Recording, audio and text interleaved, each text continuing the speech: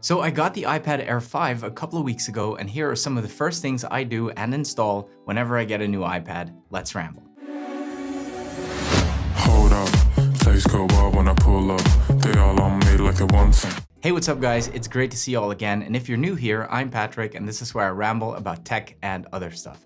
So when I get a new iPad, I always choose to start from scratch. I don't import any apps or settings from previous iPads for two reasons. One is that I use every iPad differently, like my iPad mini serves a different purpose than my iPad Pro and this iPad Air 5, and therefore it doesn't make any sense to me to just blindly copy over all of the apps from one iPad to the next. The second reason I start from scratch is because I always end up with tons of apps I don't really use, and starting clean gives me the opportunity to rethink every app and to consider whether I actually need it or not.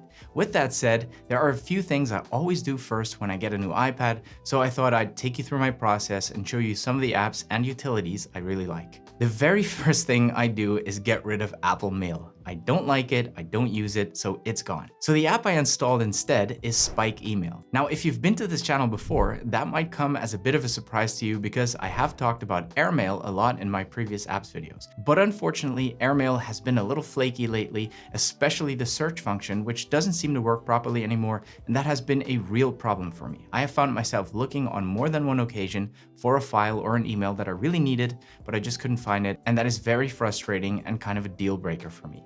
So I've been looking for an email app that fixes that problem for me, and Spike did just that and a lot more. So to start with a search issue, that's one of the best features of Spike in my opinion. Spike has something called Super Search, where you just type a few keywords and it will find you anything that relates to it, including emails, contacts, files, etc. It kind of reminds me of the search function in Evernote, which is still one of my favorite apps for that reason. So that's the search thing fixed. But Spike actually solves a lot more problems for me. For instance, I really don't like threaded emails. A lot of popular apps like Gmail are taking that direction, but it feels really cluttered to me.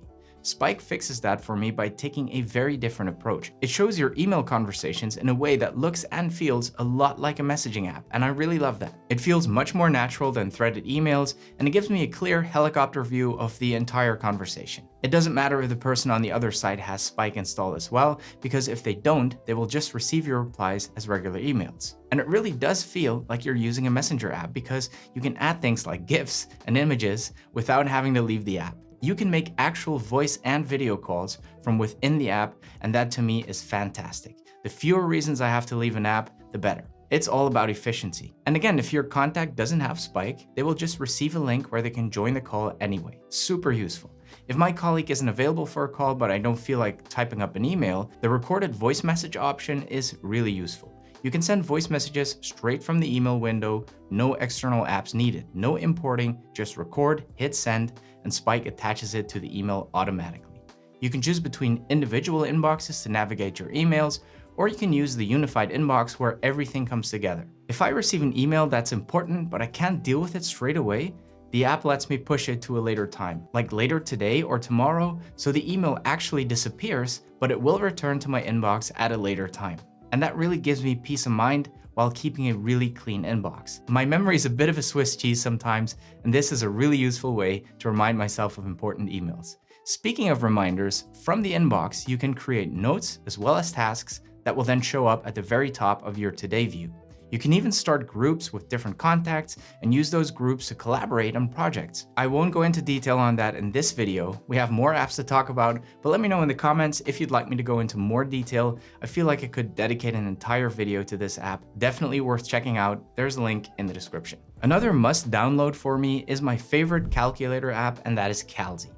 For some inexplicable reason, the iPad still doesn't come with a calculator, which to me is just ridiculous. And yes, I know the story about Steve Jobs rejecting every single design for an iPad calculator because they were not able to design the perfect one. But it's 2022 now and we still don't have one. And Apple has released plenty of not so perfect stuff in the meantime, so come on, huh?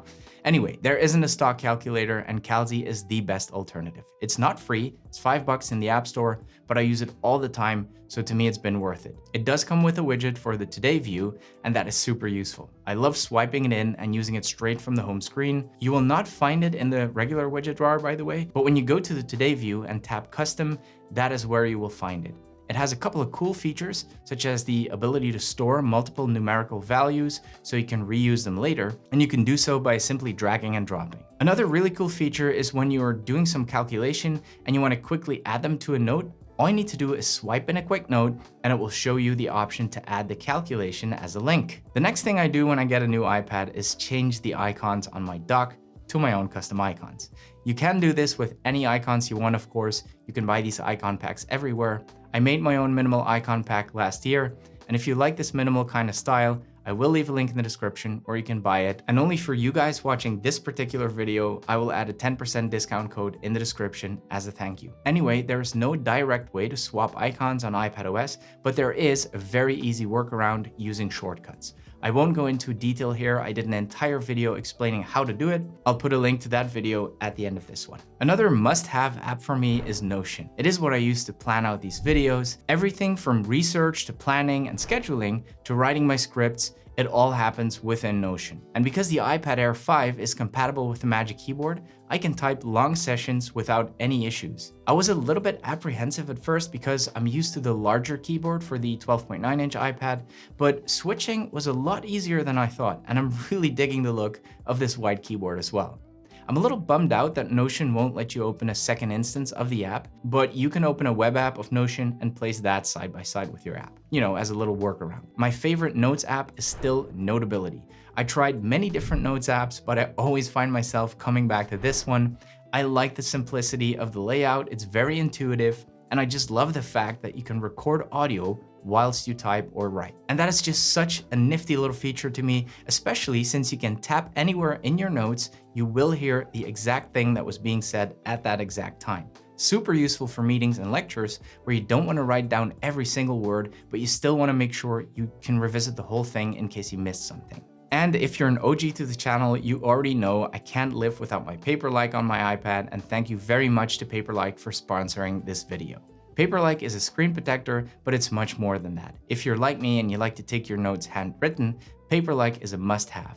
I don't like how slippery the Apple Pencil feels directly on the iPad's glass surface.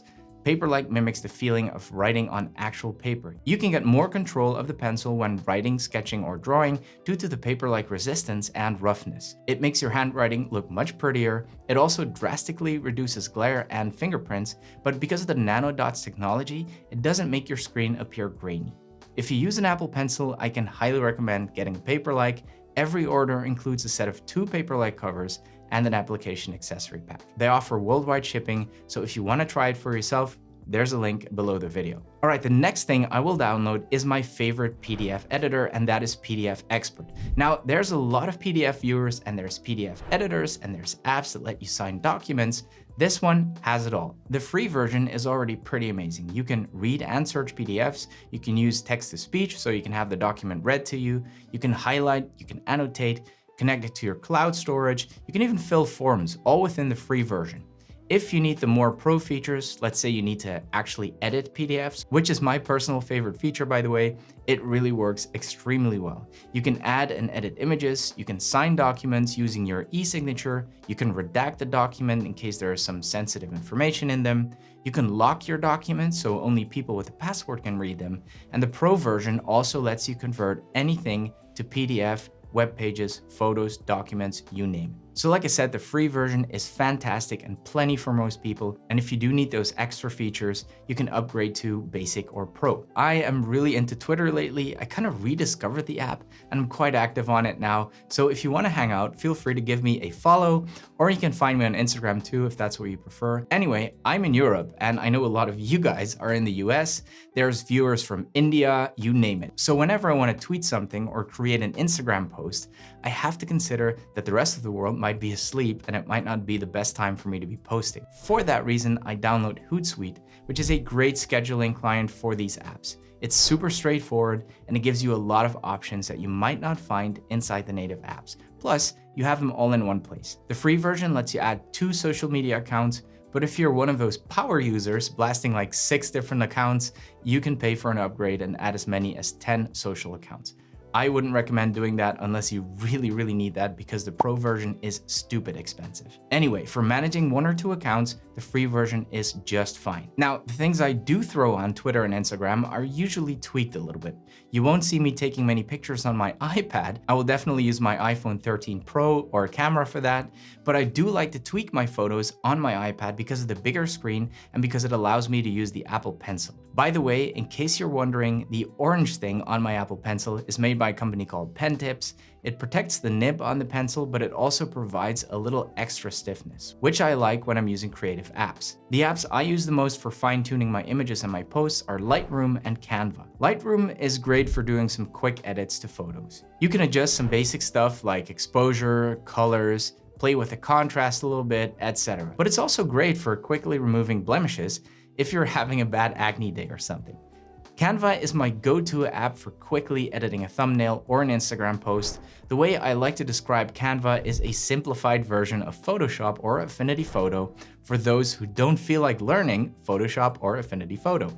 Canva is super intuitive and you would be surprised at how much it can actually do these days. I edit all of my YouTube thumbnails on it, and if you pay for the Pro version, you get some really fantastic features like the background remover. That way you don't need to mess around with the pen tool, manually removing all the backgrounds. You can just click the button and Canva does it for you. And unless your subject really blends in with the background, it does a really awesome job. I can definitely recommend if you're looking for an easy way to edit. And there you have it. Those are pretty much the first things I install on my iPad. If you made it this far into the video, I salute you. And please type salute in the comments so I know who you are. And if you like the video, please get one of these. It really does make a difference. Feel free to subscribe. I upload about twice a week on average, so plenty of fresh content coming your way. Thank you so much for watching and see you in the next one.